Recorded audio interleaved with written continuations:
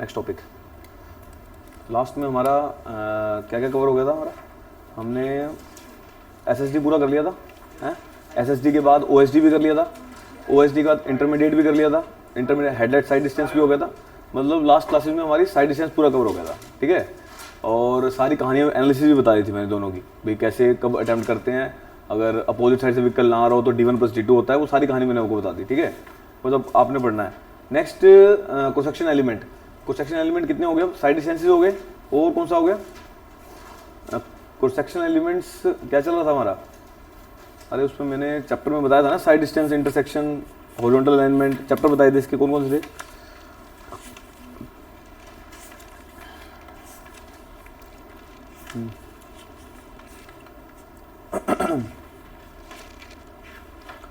क्या क्या बताए थे इसमें, ये भी हो गया, विड्थ ऑफ पेमेंट भी हो गया, हाँ जी, हाँ वर्टिकल कर्व, हॉरिजॉन्टल अलाइनमेंट और साइड डिस्टेंस एट इंटरसेक्शन, ये बताया था क्या। चलो इसमें मैंने बताया कोसेक्शन एलिमेंट सारे कंप्लीट हो गए थे मेरे, उसके बाद साइड डिस्टेंस कवर हो गए। Next horizontal alignment, vertical alignment, intersection detail. सबसे पहले इंटरसेक्शन कर लेते हैं, ठीक है, और side distance at intersection. Next topic डालो, थर्ड, साइड डिस्टेंस एट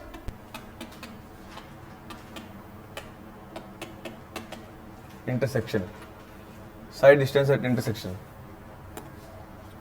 चलो स्टार्ट करो। अब इंटरसेक्शन के लिए क्या क्या अप्रोच चाहिए इंटरसेक्शन पे, वो सारी कहानी है।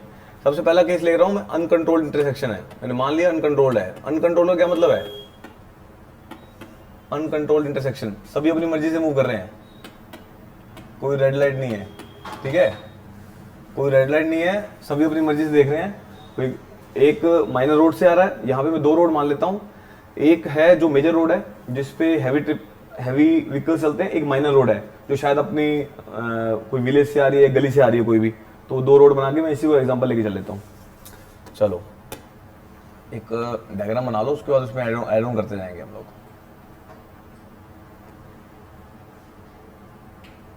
मेजर को मैं इसकी विड्थ बढ़ा देता हूँ, ठीक है,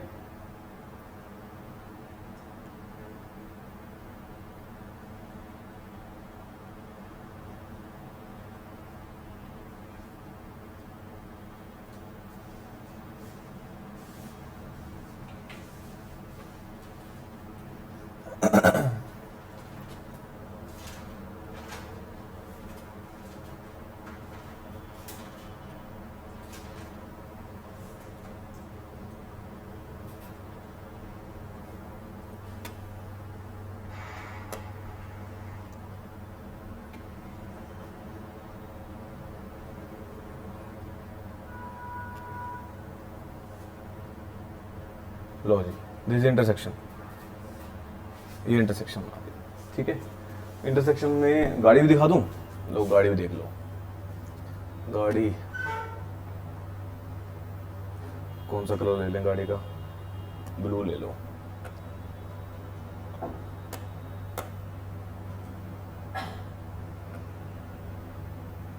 एक गाड़ी यहाँ से आ रही है, यहाँ से कहाँ से आ रही होगी एक गाड़ी,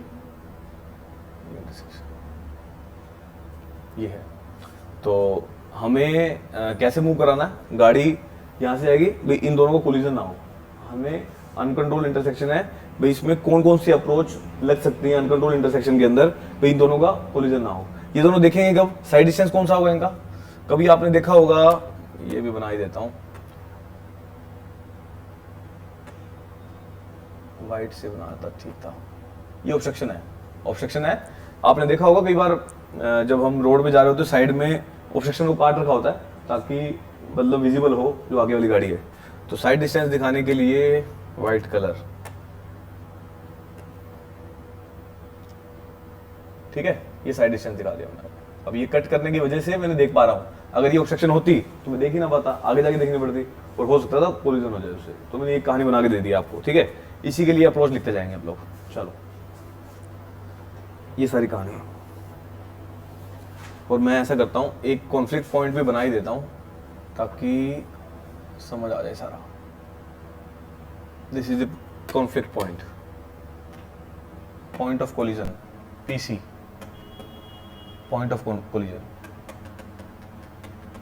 यहां कोलिजन हो सकता है। ठीक है, ये डायग्राम बना लो, इसके लिए अप्रोच लिख देते हैं बस। 3 अप्रोच है, तीनों लिख देंगे।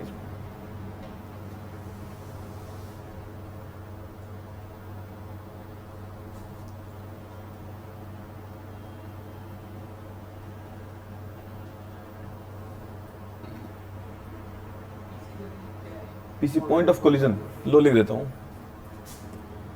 अब इसी से बचना मुझे।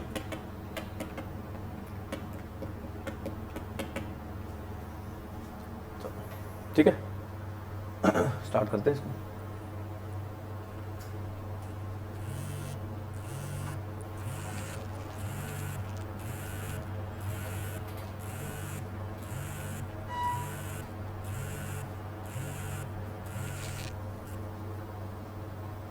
हो गया, चलो।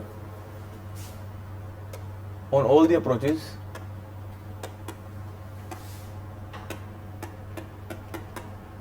on all the approaches of intersecting roads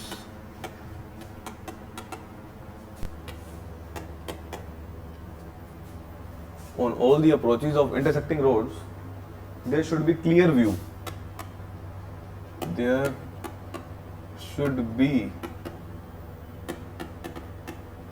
there should be clear view across the corner, across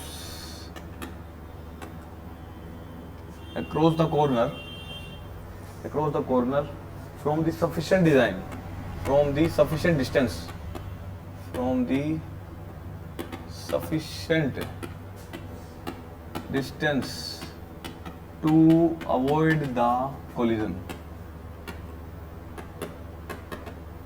to avoid the collision.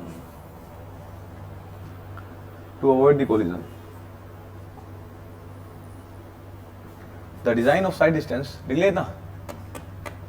Next point, the design of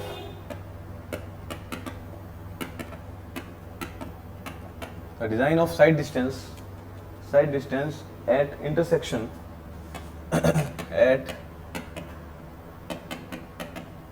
the design of side distance at intersection based on 3 conditions, based on 3 conditions। कौन कौन सी condition है? First condition, enabling the approaching vehicle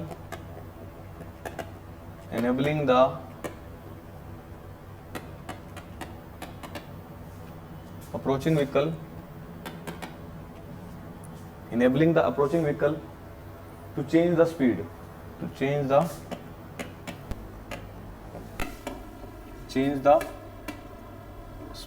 speed change मतलब slow down, speed है तो speed को कम कर दें। Second condition, enabling the same लिख रहा हूं मैं गोमा लगा के, और इस पे लिख दो टू स्टॉप, या तो व्हीकल को रोक दें आप। तीसरी condition, enabling stopping vehicle to cross the road, enabling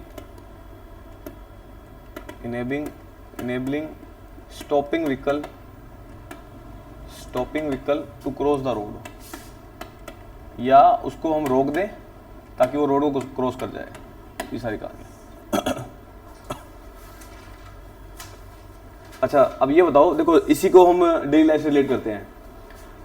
मान लो आपका घर है और हाईवे के पास, किसी हाईवे के पास, और आपके घर से गली जा रही है जिसको माइनर रोड बोल रहा हूँ मैं, और वहाँ पे आपकी इंटरसेक्शन दे रखा है एक, मतलब आपकी ये जो रोड है यहाँ पे आपका घर है और यहाँ से आपको निकलना है। यहाँ से आपका साइकोलॉजी क्या रहेगी? तीन साइकोलॉजी रहेंगी। या तो क्या रहे, व्हीकल रुक जाए यहाँ पे, ठीक है, या व्हीकल की स्पीड कम कर दे, 2। तीसरा क्या रहेगा, या ये व्हीकल रुक जाए और ये पास कर जाए। तो ये सारी कहानी रहेगी, यही क्राइटेरिया रहता होगा। या सीधा भैया मैं तो जाऊंगा, ये रुके ना रुके, ये तो फिर वो हो गया ना। तो अल्टीमेटली अपने को कौन कौन सी अप्रोच पे काम करना है, वो सारी कहानियां हैं।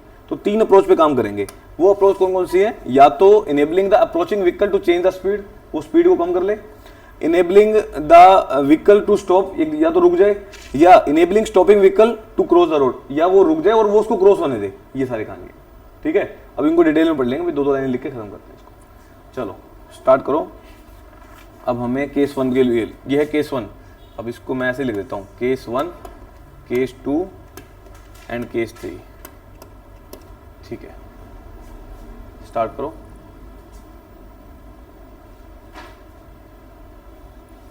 केस 1, केस 1 देखो इसके बारे में। The side distance should be sufficient, the side distance should B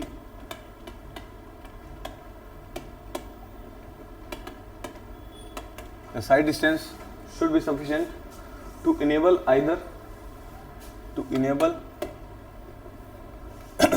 one or both approaching vehicle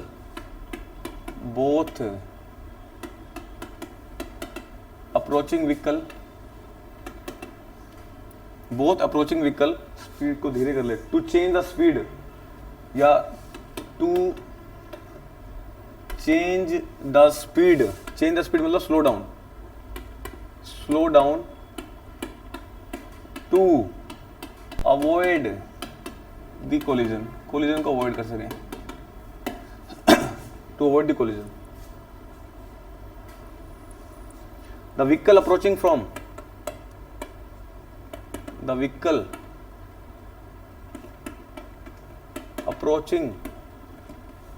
the minor road, जो अप्रोच कर रहा है माइनर रोड से, approaching from the minor road must slow down, must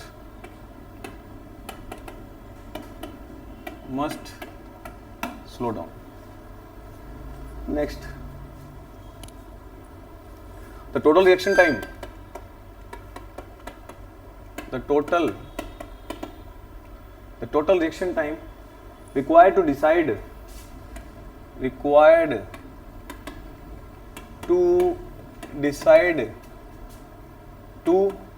slow down the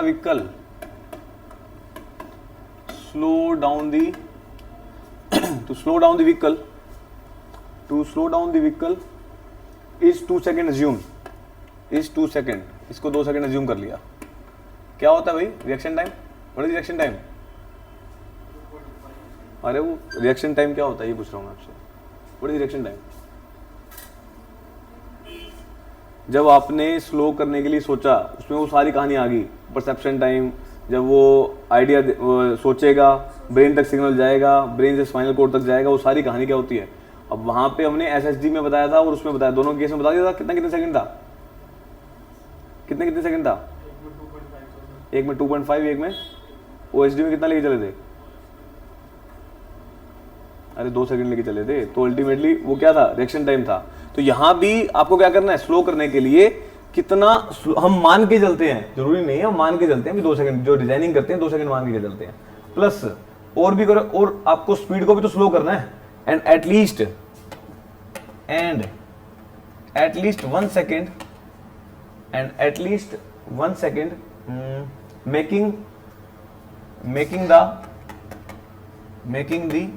making the change in speed is 1 second. Assume कर लेंगे 1 second. तो total कितना reaction time हो गया? 2 + 1 कितना हो गया? 3 सेकेंड। पहले केस के लिए 3 सेकेंड लेके चलेंगे। ओके, ये सारी कहानी है।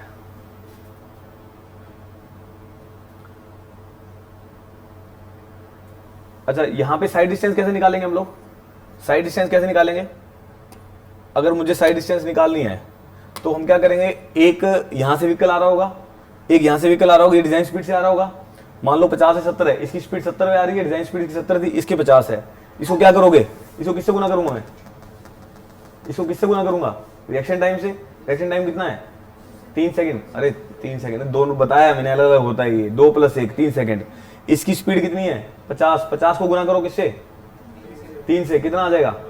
150 आ गया। वो किसमें आया है? वो अभी 50 किलोमीटर पर आवर थी, वो किलोमीटर पर आवर में लेके चला हूं मैं, तो फॉर्मूले में पुट कर देंगे, समझ गए, 0.278 v इंटू में टी, यहां से वैल्यू निकल जाएगी किसकी, चलो आप ऐसा करो v इंटू टी मान लो, वो अलग बात है कैलकुलेशन की। v इंटू टी कितनी आ गई, 150 आ गई, तो इसमें SSD कितना रखना पड़ेगा इसमें, भाई इस कोलिजन से कितना दूर रहे ये 150 मीटर, ताकि कोलिजन ना हो। यहां से इसका कितना रहेगा, इसकी 70 की स्पीड है, 70 की स्पीड है, कितना रहेगा ये, 70 को 3 से गुना करोगे 210, कम से कम 210 मीटर होना चाहिए। अगर इससे आगे हुआ तो क्या हो जाएगा, कोलिजन हो जाएगा दोनों का। तो ये सारी कहानी है, आगे समझ में। तो एटलीस्ट SSD तो प्रोवाइड करनी पड़ेगी आपको। चलो नेक्स्ट एक पॉइंट और लिख लो, खत्म करते हैं इसको। Hence in this case, hence in this case side distance, hence in this case side distance would be equal to distance traveled by, would be equal to distance traveled by vehicle in design speed. लो जी लिख लो इसको, और मान के चलते हैं डिजाइन स्पीड कितनी है, अलग अलग रोड की अलग रहती है, पता है ना, 70 की है उसके 50 की होगी, तो ये सारी। चलो नेक्स्ट केस पे आ जाओ, केस 2।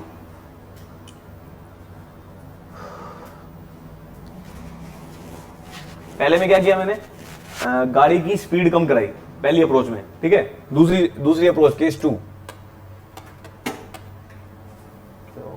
केस 2 पे आ जाओ। केस 2 क्या था, गाड़ी को रोकना है मुझे, तो इसके लिख लो the distance for the approaching vehicle, the distance for the approaching, the distance for the approaching vehicle, approaching vehicle should be sufficient to bring, should B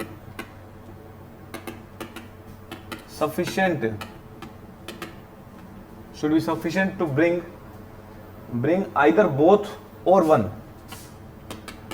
either both or one either both or one of the vehicle to stop, of the vehicle to stop before collision। collision से पहले क्या कर दिया हमने, एक को रोक दोगे तो क्या हो जाएगा, कोलिजन बच जाएगा। ये सारी कहानी है।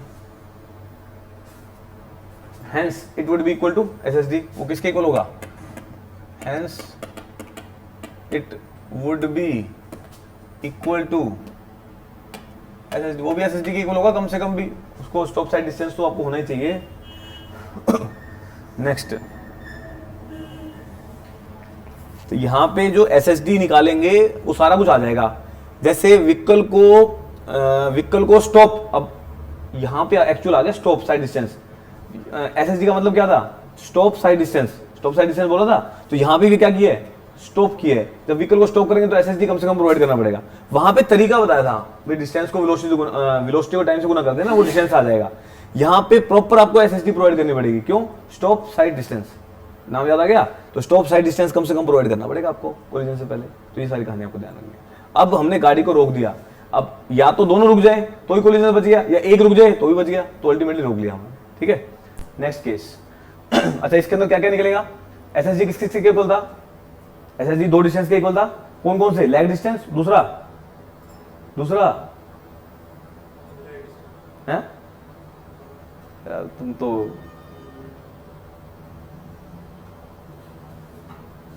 कौन सा, ब्रेकिंग डिस्टेंस, अरे बताया तो है सारा कुछ, अभी तो ये चल रहा है सब्जेक्ट, जब खत्म हो जाएगा तब क्या कहानी होगी, पढ़ लो भाई थोड़ा थोड़ा, क्या बात होगी।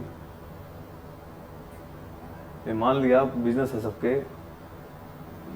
यार तो कम से कम पढ़ो यार, ढंग से पढ़ो, तो मत पढ़ो, छोड़ दो उसको। चलो next, case 3, enable stopping vehicle to cross, enabling stopping vehicle to cross, enabling stopping vehicle to cross. In this case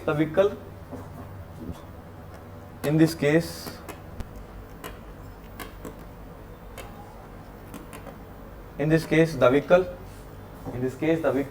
entering the intersection, entering the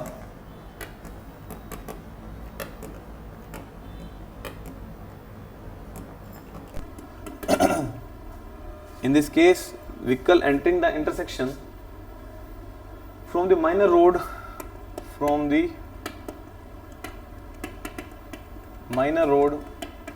are controlled by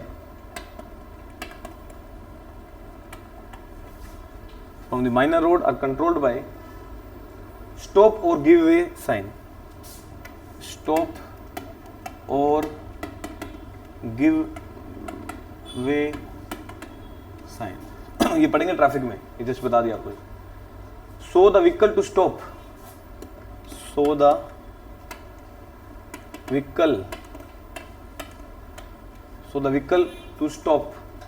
Then proceed to cross the main road.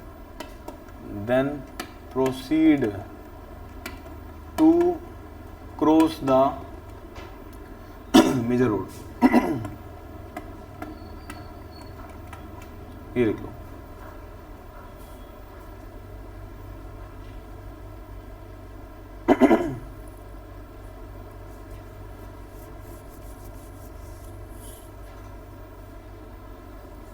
ये सारी कहानी आ जाएगी. अच्छा अब ये बताओ, safety के लिए क्या वैल्यू लेके चलूं? सेफ्टी के लिए मैं क्या वैल्यू लेके चलूं?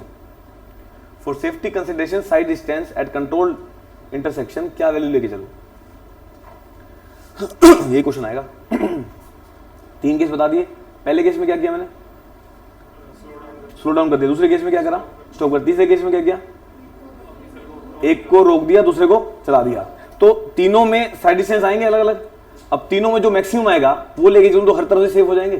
तो ये सवाल पूछ लेगा, वो आपसे पूछ लेगा भी तीनों में से अगर जो मैक्सिमम आएगी वो वैल्यू लेके चलोगे साइड डिस्टेंस की तो क्या आ जाएगा? तो अलग अलग वैल्यू अलग अलग केस में आएगी तीनों में. तो जो भी मैक्सिमम होगा वो तीनों में सेफ होकर चलेगा. तो नीचे एक पॉइंट लिख लो. और क्या है? अच्छा एक और पॉइंट बताऊं आपको. अच्छा इसके अंदर ये बताओ टोटल टाइम कौन सा टाइम आएगा इसके अंदर? इसके अंदर टोटल टाइम कौन सा आएगा? कौन सा टाइम इंक्लूड करोगे इसके अंदर? बताओ. एक तो एक्सेलेट, वो रिएक्शन टाइम ही पूछ रहा हूं, वो किस के लेके चलेंगे? एक तो व्हीकल स्टार्ट किया, क्योंकि स्टॉप किया था उसने, दूसरे ने व्हीकल स्टार्ट किया, एक्सेलेट किया, तो एक क्रॉस किया, 3. ये 3 टाइम आ जाएंगे इसके अंदर. तो आपको ध्यान रखना है. ये भी लिख लो यार, खत्म करते हैं इसको भी. नोट लिख लो. नोट क्या, पॉइंट ही लिख देता हूँ सीधा. पॉइंट लिख लो इसके अंदर. लिखो इन this case total time required, in this case total time required will be. एक एक करके पॉइंट लिख देता हूँ कौन सा आएगा. टू स्टार्टिंग टाइम ऐसा लिख लो. एक एक्सेलेटिंग टाइम और क्रॉसिंग टाइम, और नेक्स्ट इज क्रॉसिंग टाइम. ये लिखो. 3 टाइम आ जाएंगे.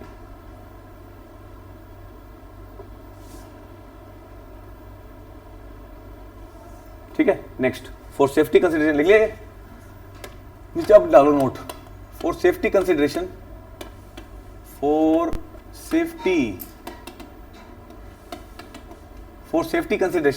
क्या वैल्यू लेके चलेंगे? The side distance at uncontrolled intersection, the side distance at uncontrolled intersection. For safety consider the side distance at uncontrolled intersection is maximum of above 3 cases. ये लिखो. ये सारी कहानी. चलो ये सारी कहानी होगी इसमें. चलो हो गया. अच्छा कंट्रोल्ड में क्या होगा? अगर यही केस कंट्रोल में होता, अब ये सेकंड ले रहा हूं उसका, अब मैं लिख नहीं रहा हूं उसके बारे में, वो हम पढ़ेंगे ट्रैफिक में. ठीक है. कंट्रोल्ड इंटरसेक्शन में क्या करना होगा आपको? अब यहां पे आपको रोटरी बनानी पड़ेगी. ठीक है. तो इसमें क्या आ जाएगा? Rotary comes into the picture. ये पूरा टॉपिक है मेरा नेक्स्ट चैप्टर में. तो मैंने आपको एक जनरल आइडिया दे दिया, अभी रोटरी आती है. अब वहां पे आगे बता दूंगा, अभी रोटरी ये कहानी है रोटरी की. ठीक है. तो रोटरी आ जाएगी इसके अंदर. रोटरी बना देंगे, एक यहाँ से निकलेगा, यहाँ से निकलेगा, वो सारी कहानी आ जाएगी। तो अपन ने रोटरी बना दी, अभी इसको नहीं डिस्कस करेंगे, ये ट्रैफिक में करेंगे हम लोग, ठीक है। बस आपको एक जनरल आइडिया दे दिया, अभी ये सारी कहानी है। चलो नेक्स्ट, अब आ जाओ, अब आ जाओ, ये सारी कहानी भी होगी। थर्ड या फोर्थ, थर्ड होगी, इंटरसेक्शन दोबारा भी करेंगे, फोर्थ लिख लो। चलो, design of horizontal alignment, design of क्या, नहीं छोड़ना नहीं, बस हो गया, मतलब इसको मैंने आपको बता दी, ये डिस्कस लेटर ले लो, डिस्कस इन ट्रैफिक, और एक पॉइंट और लिख लो इसमें, the above 3 cases are not valid in this case, ये भी लिख लो, the above 3 cases are not valid in this case, ये ले लो, ठीक है। ये सारी काम, हमारा डिजाइन ऑफ हॉरिजॉन्टल अलाइनमेंट करते हैं।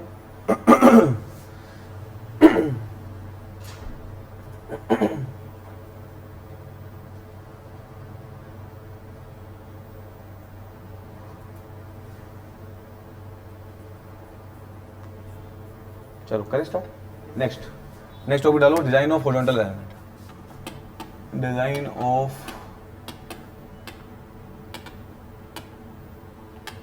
Horizontal alignment. अब हॉरिजॉन्टल अलाइनमेंट,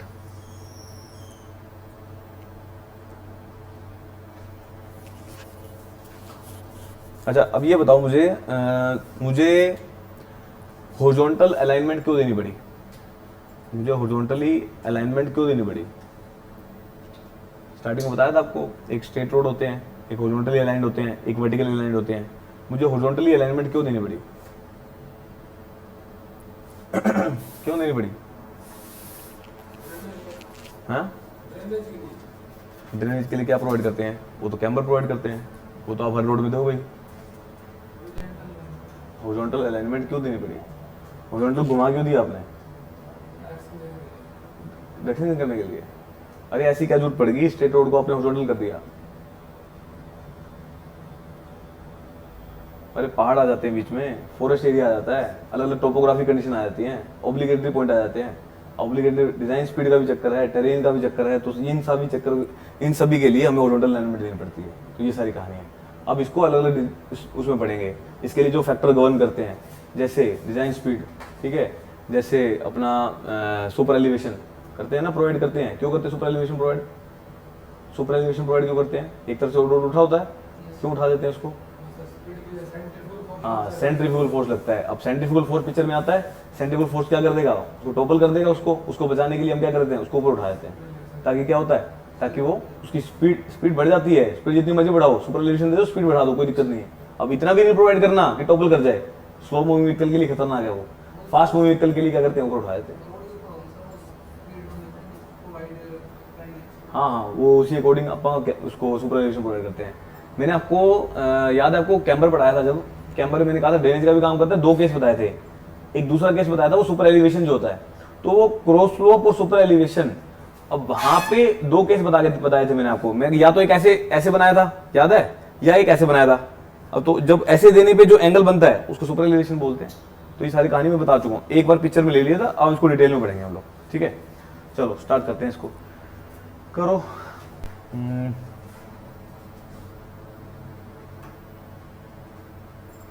चलो, to change the direction of roadway, to change the direction of roadway due to the following factor, due to the following condition, due to the various reason लिख लो, various reason. कौन कौन से region है, first is topographic region, second is obligatory points,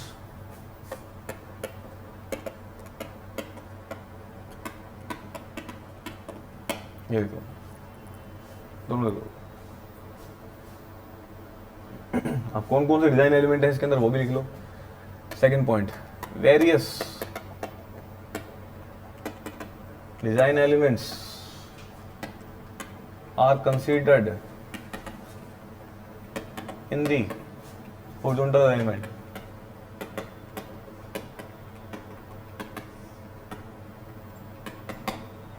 Various design element are considered in the horizontal alignment. First is कौन से है? First is design speed. अब सारे पढ़ेंगे ये आज ही. Design speed. Second is radius of circular curve. Radius of circular curve. Length of transition curve. Length of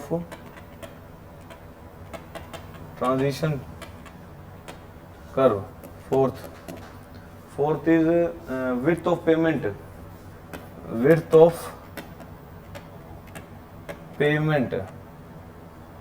Next is super elevation. Super elevation. कितने हो गए? 5 हो गए. 6th is setback distance. सारा पढ़ेंगे हम लोग. अब ये पूरा जब देख लो टॉपिक कहाँ तक जाएगा. अब ये आज शायद आपको मैं करा दूंगा कवर. डिजाइन स्पीड हो जाएगा, सर्कुलर कर्व हो जाएगा, विड्थ भी शायद हो जाए, सुपर एलिवेशन तो करवा ही देंगे. सेटबैक डिस्टेंस में कुछ बताया वो बेनल का सदो जो डिस्टेंस देते हैं बताया था ना, वो परपेंडिकुलर डिस्टेंस देते हैं ताकि वो पास कर जाए. ऑफसेट ड्रा करते हैं तो कर्व से कुछ डिस्टेंस दूर देना पड़ता है. बताया था ना, वो जस्ट जनरल आइडिया दिया था. यहाँ डिटेल में आ जाएगा सर. हाँ एग्जाम्पल दिया था. चलो फर्स्ट स्टार्ट करो. Design speed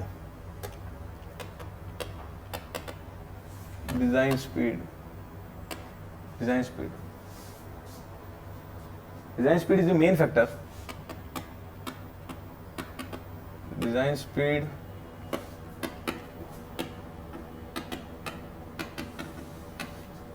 is the main factor on which most of the geometric design, most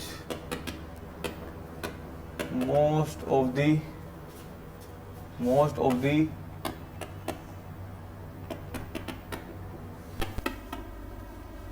geometric design elements depends, design elements depends, including most of the design elements depends, including horizontal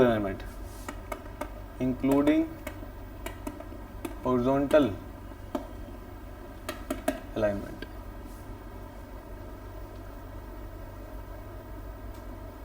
The design speed लिख लिया. The design speed also depends upon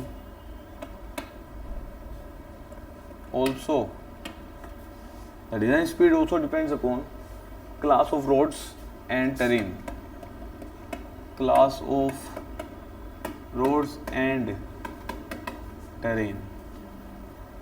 जो सवाल बनेगा वो भी लिखवा देता हूँ. अब लिख लो classification of terrain and design speed. Next is classification of terrain and design speed. Design speed और टेरेन की जो क्लासिफिकेशन है, टेरेन की क्लासिफिकेशन लिख लो. टेरेन क्लासिफिकेशन और डिजाइन स्पीड में लिख लो, या क्रॉस स्लोप लिखो. क्रॉस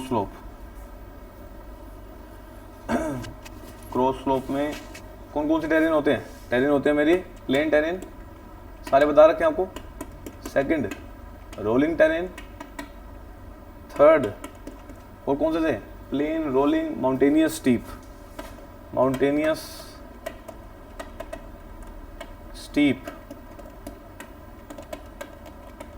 तो ये सारी कहानियाँ हैं उसमें. इन सब में क्रॉस स्लोप कितना देके चलोगे? क्रॉस स्लोप लेके चलेंगे 0 से 10 टू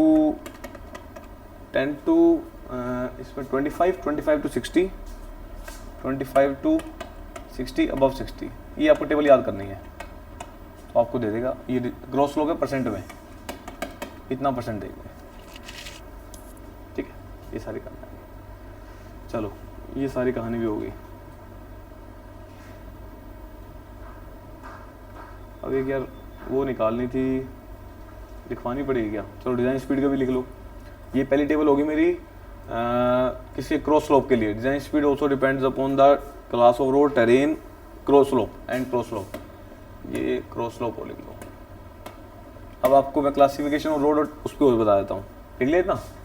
नेक्स्ट एक टेबल और बना लो, एक टेबल और बना लो। सेकंड रोड की क्लासिफिकेशन, रोड क्लासिफिकेशन कौन कौन से हैं? पहला एक्सप्रेसवे, सेकंड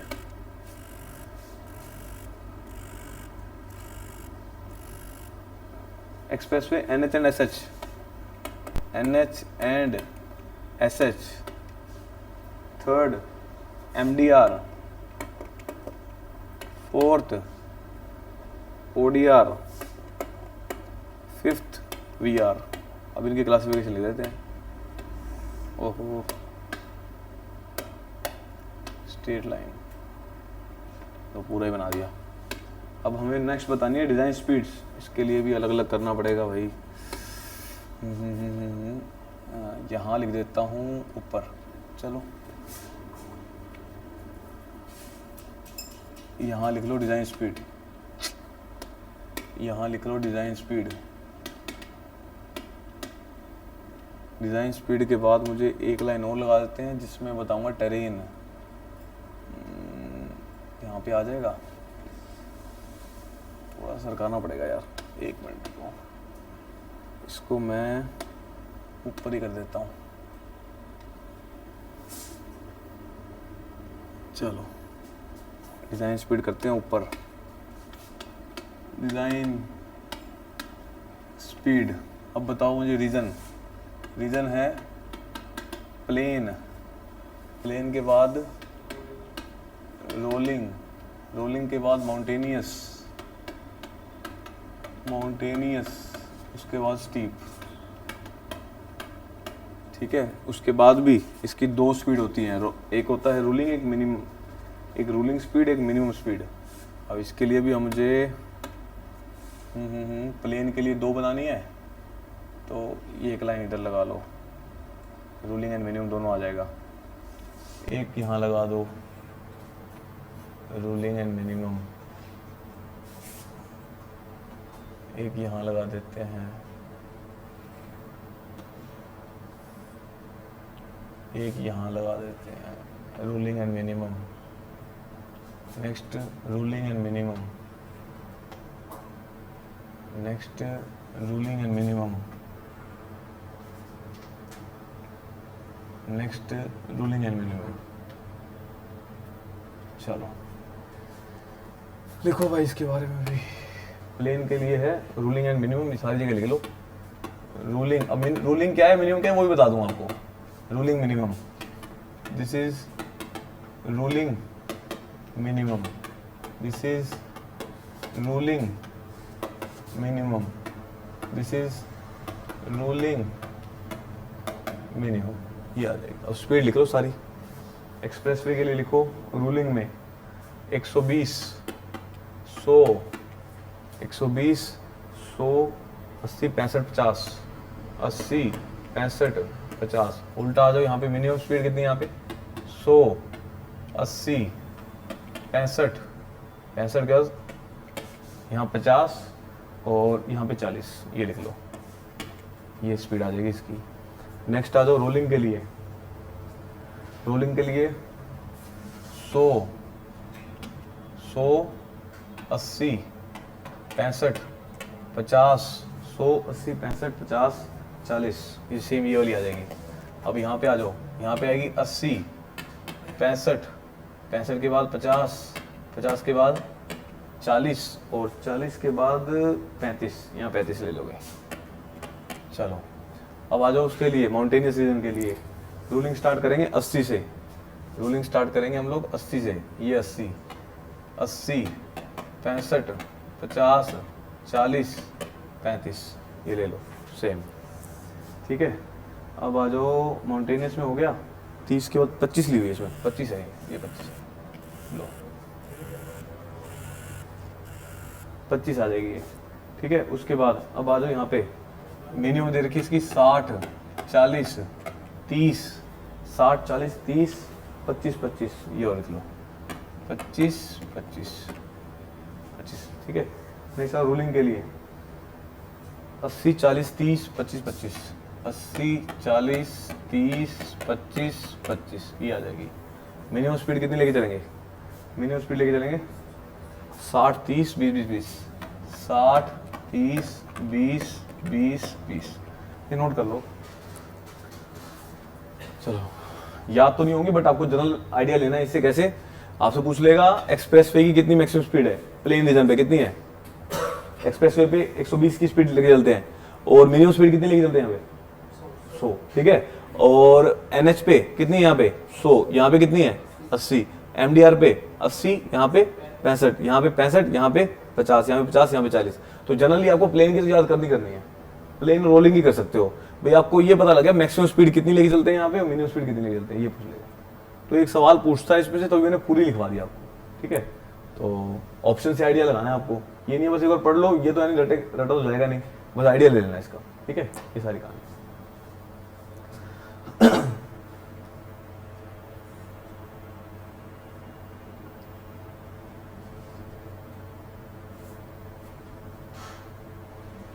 अच्छा, सारा के सारे ज्योमेट्रिक एलिमेंट हम रूलिंग के लिए डिजाइन करते हैं।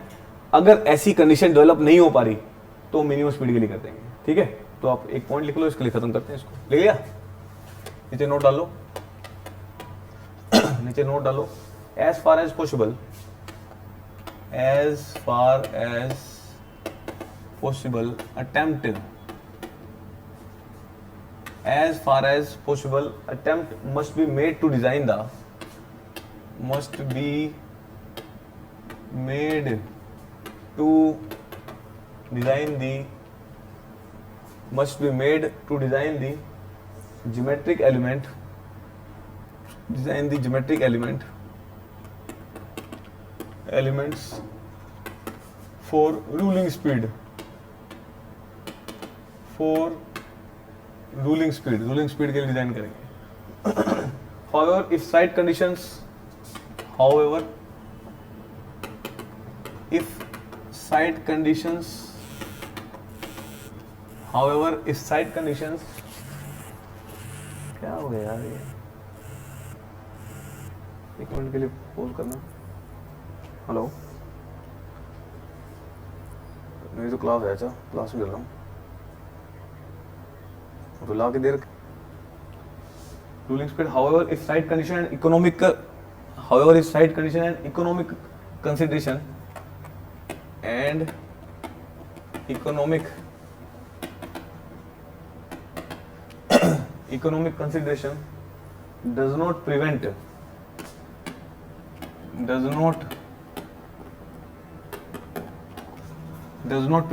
so designing must be done on, designing must be done for minimum speed, minimum design speed, ये लिख लो। बस आपको इतना थोड़ी बात ध्यान रखनी है आपको, ठीक है। अब ये कह रहे हैं अगर आपको डिजाइन सारी चीजें मिल रही हैं तो रूलिंग में करो, नहीं कर पा रहे हो, साइट कंडीशन ऐसी अवेलेबल नहीं है अपने पास, तब आप मिनिमम के लिए कर दो। तो इसीलिए दो स्पीड दी गई है, रूलिंग और मिनिमम, ये सारी कहानी है। एक्सप्रेस वे को कम से कम 100 के लिए तो डिजाइन करोगे, ठीक है। और वैसे रूलिंग स्पीड, मैक्सिमम स्पीड कितनी है इसकी? रूलिंग मतलब जो एलिमेंट बनाए गए हैं उस रूलिंग, उसके अकॉर्डिंग, हाँ उसको ज्यादा 120 स्पीड है। तो ये सारी बात है, ठीक है।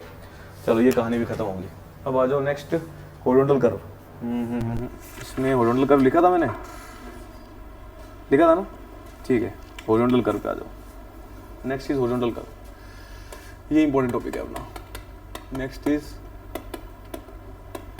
Horizontal curve.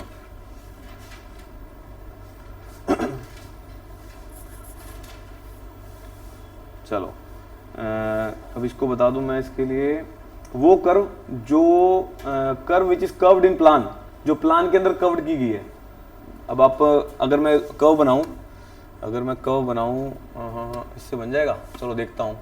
अभी मत बनाना, इसको मैं सही करूंगा अभी।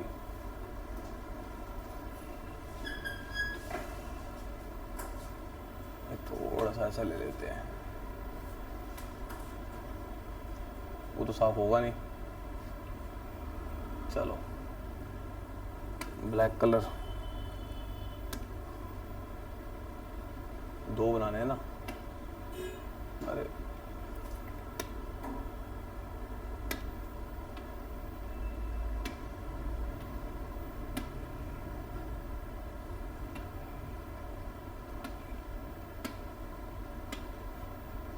लो, ये बन गई कर्व। ठीक है, ये कर्व बन गई। जो कर्व आपको जिसका प्लान दिया हुआ है, समझ रहे हो बात। अब मैं इसको सब कुछ चेंज कर देता हूँ, ये सारी कहानी, ये कर्व बना देंगे आपको। ठीक है, ये हॉरिजॉन्टल कर्व होगी इसकी। अब हॉरिजॉन्टल कर्व में मुझे कई चीजें फाइंड आउट करनी है, वो सारी चीजें करेंगे हम लोग। चलो स्टार्ट करो। It is the curve in plan, पहला पॉइंट, इट इज द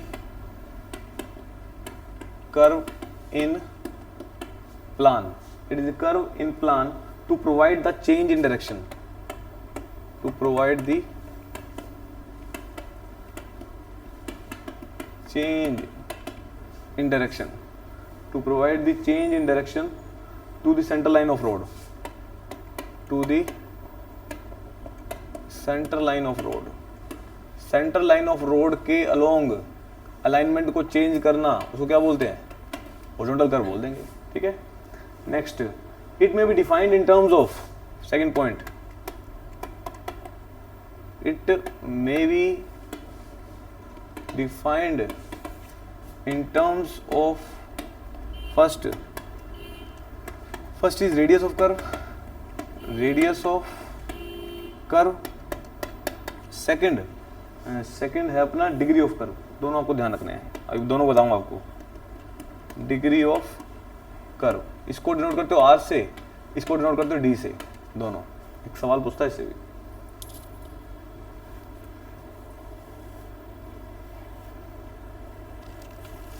चलो ये कहानी भी होगी। अब आ जाओ,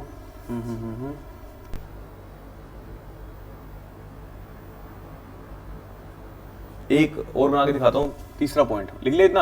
अब डिग्री और रेडियस कर्व दिखा देता हूँ आपको। डिग्री ऑफ रेडियस कर्व दिखाने के लिए एक सर्कुलर एलिमेंट और बना देता हूँ ताकि समझ आ जाए, इसी में हो जाएगा। ठीक है, और ये मेरा सेंटर है, ये मेरा सेंटर है, स्ट्रेट लाइन दिख रही है। और ये मेरा व्हीकल मूव कर रहा है, इसको मैं स्ट्रेट ले लेता हूँ ऐसे। ये टेंजेंट ड्रॉ कर दिया मैंने, यहाँ से दोबारा टेंजेंट ड्रॉ कर दिया, यहाँ से व्हीकल आ रहा है। ठीक है, यहाँ से। अब इसको डॉटेड में आप कर लेना अपने आप, समझ गए ना। और करनी है तो लो मैं कर ही देता हूँ। ब्लैक कलर लेते हैं। ठीक है, समझ गए ना। तो यहाँ पे गाड़ी बनाऊँ क्या, समझ जाओगे, ये बन गया है। चलो और दिखाने के लिए आपको, this is the radius of curve, ये देख रहे हो, कलर लेना white. This is the radius, ये रेडियस है, और ये क्या है, this is degree of curve, ये डिग्री है, डी डिग्री। ठीक है, डी डिग्री, ये रेडियस ऑफ कर्व, दोनों में डिफरेंस समझ आ गया। अब डिग्री ऑफ कर्व की डेफिनेशन क्या दी है। अब डिग्री ऑफ कर्व के लिए ये डेफिनेशन दी है, जब ये लेंथ ऑफ कर्व कितनी होगी, 30 मीटर होगी, तब जो एंगल बनेगा उसको डिग्री ऑफ कर्व बोलते हैं। तो ये इसका डेफिनेशन है इसकी। चलो नेक्स्ट वही लिखो, रेडियस ऑफ कर्व समझ आ गया, जो कर्व की रेडियस है। अब आ जाओ आप, इसको भी सोल्व करके दिखाता हूँ अभी आपको। इसकी डेफिनेशन नहीं लिखवाई, चलो लिख लो, डेफिनेशन भी लिख लो। नोट डाल के पॉइंट लिखो, नोट डाल के पॉइंट लिखो। Degree of curve is the central angle, degree of curve is the central angle, central angle, degree of curve is the central angle subtended bye an arc, subtended by an arc, subtended by an arc, subtended by an arc of length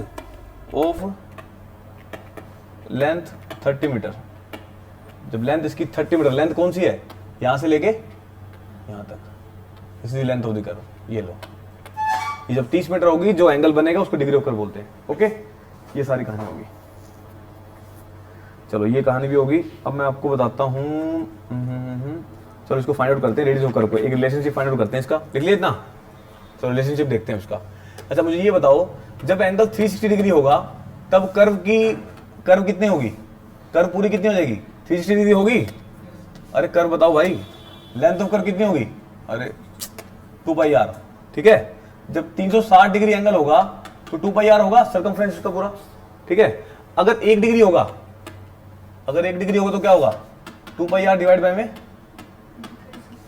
60 हो जाएगा 1 degree होगा तो।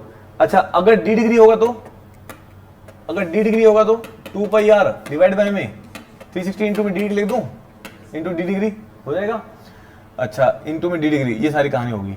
अब आपको बताना है मुझे निकालनी वैल्यू किसकी है? डी डिग्री में इतनी कहानी आ गई। और क्या बताना है, ये सारी कहानी भी होगी।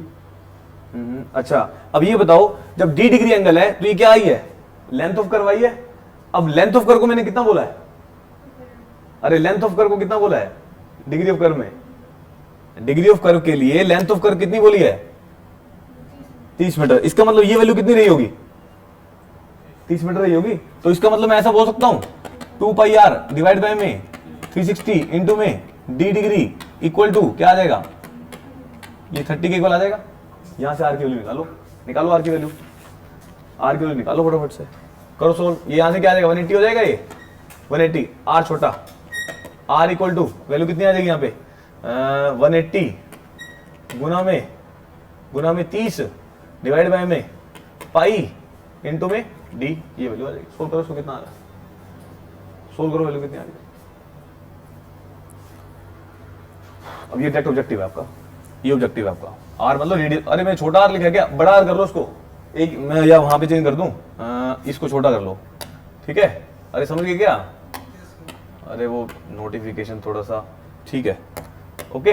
अब करो सोल्व इसको। 180 इंटू 30 डिवाइड बाय 3.14 कर देना। 1718.87 डिवाइड बाय में डी। अब ये मेरा ऑब्जेक्टिव है। अगर एग्जैक्ट पूछता है इसको क्या लिखते हैं हम? 1720 बाय डी, 1720 बाय में डी। अब आपको जेई में आप क्वेश्चन देखो ये आया हुआ है, कैसे आता है वो प्रूव कर दिया मैंने आपको। क्लियर है? मोस्ट इंपोर्टेंट स्टार लगा देना, एक सवाल बनता है बड़ा।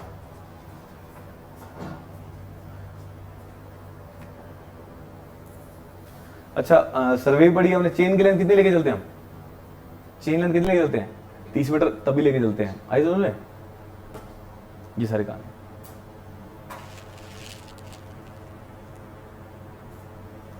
चलो ये कहानी भी होगी। अब आ जाओ नेक्स्ट। देख लिया?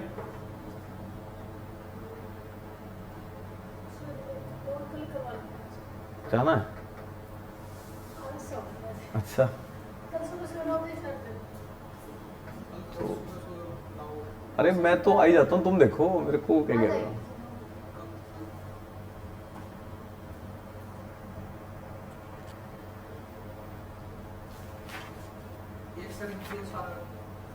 ये सारा तो पूरा आज यही होना पूरा। इसमें स्किडिंग ओवर टर्निंग सारा आएगा। 1 घंटा पढ़ सकते हो, कराया तुम पूरा। क्या नहीं करा जरा? ब्रेक ले लो, पानी वानी पी लो, 2 मिनट पॉज कर दो। पॉज करना।